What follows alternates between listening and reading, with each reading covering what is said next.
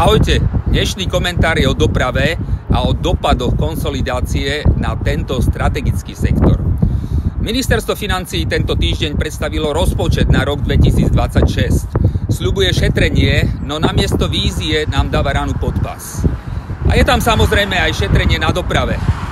To je pre mňa, nehnevajte sa, ospravedlňujem sa za výraz, ako vypichnúť si obe oči. Deficit má síce klesnúť na 4,1% HDP, no bude sa šetriť na cestách, na vlakoch a na autobusoch. Diaľnica D1 alebo R4 zostanú ešte dlho rozostávané, aj keď zápchy sú našim národným športom. Napríklad len bratislavčania strávia ročne 100 hodín zápchy. Investície do líniových stavieb, ktoré vracajú 2 až 3 eurá za každé 1 euro investované, idú teraz kvôli šetreniu pod nôž. Pre jednoduchých ľudí je to katastrofa. Na vidieku fungovať bez auta. Pomaly sa nedostanete ani do tej susednej dediny. Cestujete do práce. Pripravte sa naďalej na pomalé vlaky, na drahšie lístky v nich a preplnené, keďže menej financií znamená menej spojov.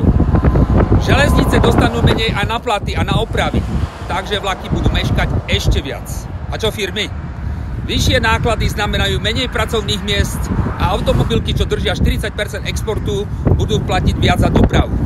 A my strácame prácu, čas a nervy. Kým doprava dostáva na frak, vláda si veselo míňa inde. Dotácie pre vybrané firmy, tie idú ďalej, veď prečo by sme ich rušili? PR kampane a strategické projekty? Na to sa peniaze vždy nájdú. Je dojemné, ako vláda dokáže nájsť peniaze na svoje úvodzovkách priority, no keď príde na dopravu, zrazu je to príliš drahé.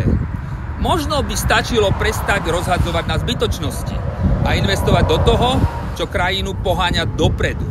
Namiesto škrtania na doprave mohla vláda siahnuť na neefektívne výdavky, napríklad na zbytočných organizáciách, ministerstvách alebo úradoch.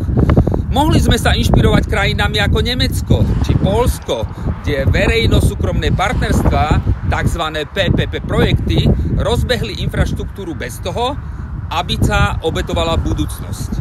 Alebo jednoducho lepšie plánovať rozpočet, aby sme nemuseli šetriť na tom, čo je životne dôležité. Ale nie, škrtať na cestách a železnici, je očividne jednoduchšie ako rozmýšľať, že?